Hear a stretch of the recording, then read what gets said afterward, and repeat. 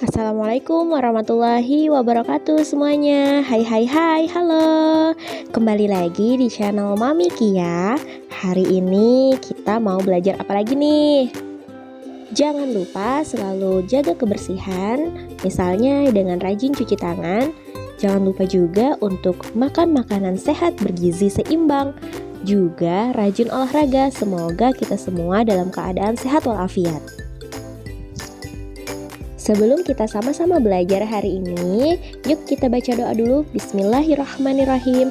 Semoga pembelajaran kita hari ini mendapatkan rahmat dan berkah dari Allah Subhanahu wa taala. Biar makin semangat, jangan lupa like, comment, and subscribe ya. Terima kasih.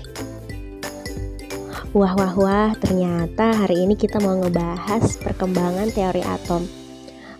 Sebelumnya untuk atom sendiri kalian masih ingat atau sudah lupa?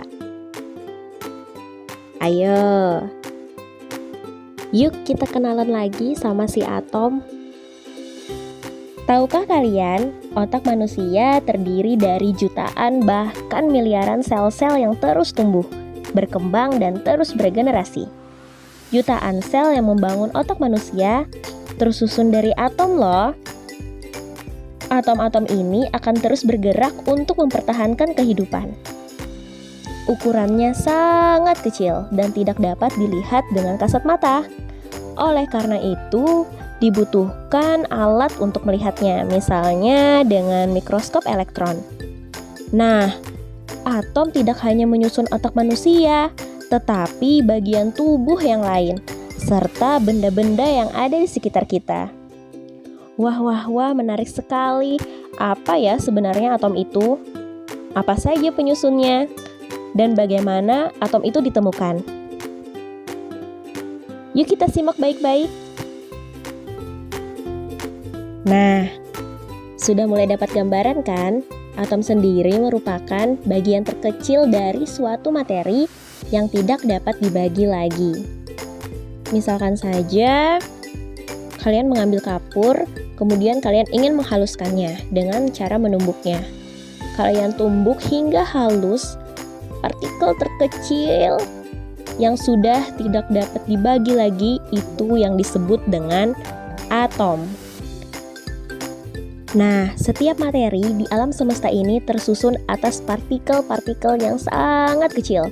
Dan Allah juga sudah mencantumkan di dalam Al-Quran mengenai atom, yaitu dalam Al-Quran Al-Zalzalah ayat 7-8. فَمَنْ يَعْمَلْ مِثْقَالَ ذَرَّةٍ خَيْرًا يَرَهُ وَمَنْ يَعْمَلْ مِثْقَالَ ذَرَّةٍ شَرًّا يَرَهُ.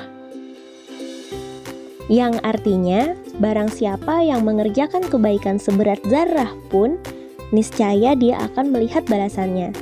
Dan barang siapa yang mengerjakan kejahatan seberat zarah pun, niscaya dia akan melihat balasannya pula.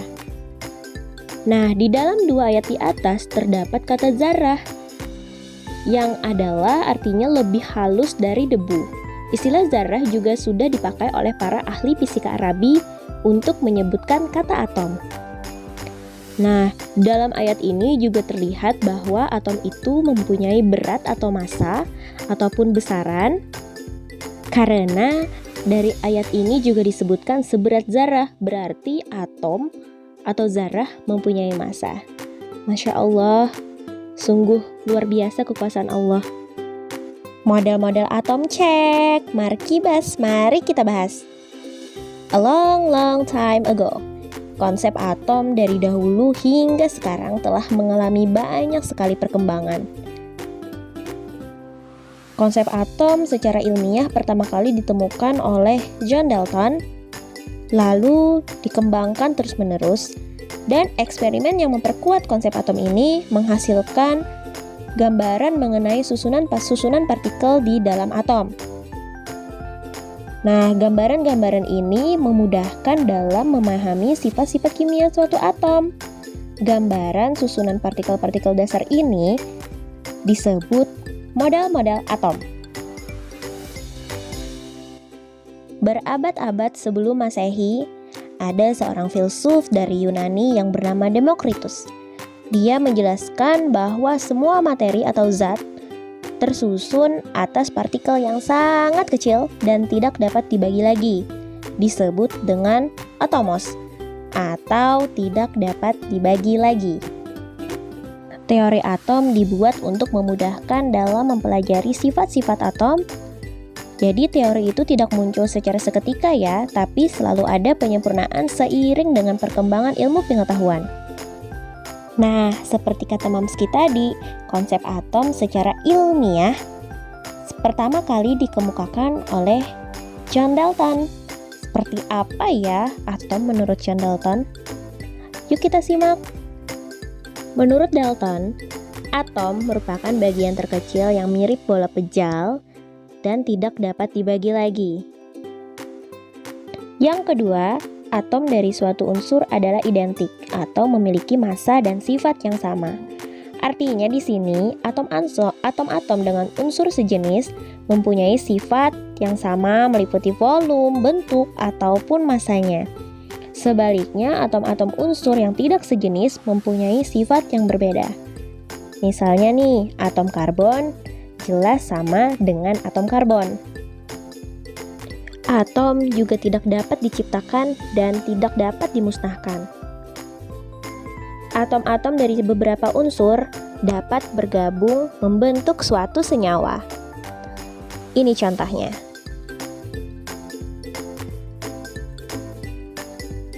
Nah, ini dia nih Bapak Kimia kita, Bapak John Dalton. Dan di sampingnya itu ada model atom yang menurut si John Dalton tadi, dia berbentuk seperti bola pejal. Seiring berjalannya waktu, semakin semangat nih para ilmuwan meneliti tentang atom. Selanjutnya ada perkembangan teori atom menurut si Thomson. Menurut Thomson, atom itu berbentuk seperti bola padat yang bermuatan positif dan ada elektron-elektron tersebar merata di antaranya. Kalian dapat nggak ya membayangkan untuk model atom Thomson? Mudah kok membayangkannya. Nah, seperti ini. Jadi model atom Thomson juga disebut sebagai model atom roti kismis. Atau kalau Mamski sendiri lebih mudah melihatnya seperti cookies. Jadi ada bola padatnya di sana, terus ditaburi dengan elektron-elektron di luarnya yang secara merata. Jadi bolanya sendiri bermuatan positif, sedangkan di luar ada elektron-elektron yang bermuatan negatif tersebar merata. Model atom selanjutnya ada menurut Rutherford. Jadi menurut beliau, atom terdiri dari inti yang bermuatan positif dan dikelilingi oleh elektron yang bermuatan negatif. Seperti apa ya kira-kira? Kalau Mamski membayangkannya, model atom Rutherford ini seperti obat nyamuk bakar, di mana elektron di luarnya terus-menerus mengelilingi inti atom sehingga kehabisan energi dan jatuh di inti. Contohnya seperti obat nyamuk bakar ini nih. Model atom selanjutnya ada menurut Bohr. Jadi kata Niels Bohr sendiri, elektron itu bergerak mengelilingi inti pada lintasan-lintasan tertentu yang disebut dengan kulit. Ingat, pada lintasan-lintasan tertentu, berbeda ya dengan Rutherford. Terus elektron dapat berpindah ke lintasan yang lebih luar dengan menyerap energi ataupun sebaliknya. Seperti apa ya kira-kira? Nah, seperti ini guys. Jadi, Niels Bohr ini menyatakan bahwa elektron-elektron bermuatan negatif itu mengelilingi inti atom yang bermuatan positif pada jarak tertentu yang berbeda-beda, seperti orbit planet yang mengitari matahari. Oleh karena itu, model atom Bohr ini juga disebut model tata surya. Nah, setiap lintasan orbit elektron berada pada tingkat energi yang berbeda pula. Semakin jauh lintasan orbit dari inti, maka semakin tinggi juga tingkat energinya. Lintasan orbit elektron ini disebut juga dengan kulit elektron. Oke, jadi semakin berkembangnya zaman dan juga berkembangnya ilmu pengetahuan, sampailah kita kepada teori atom, mekanika kuantum, atau disebut juga dengan teori atom modern. Nah, seperti apa ya?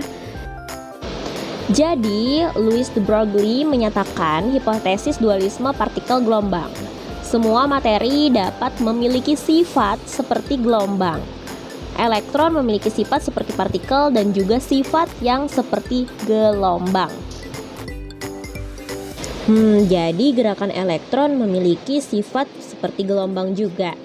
Nah, untuk mekanika kuantum ini disebut juga dengan model awan elektron, yang mana awan elektron terdiri dari elektron-elektron yang bermuatan negatif yang bergerak sangat cepat mengelilingi inti atom yang tersusun dari proton yang bermuatan positif dan neutron yang tidak bermuatan.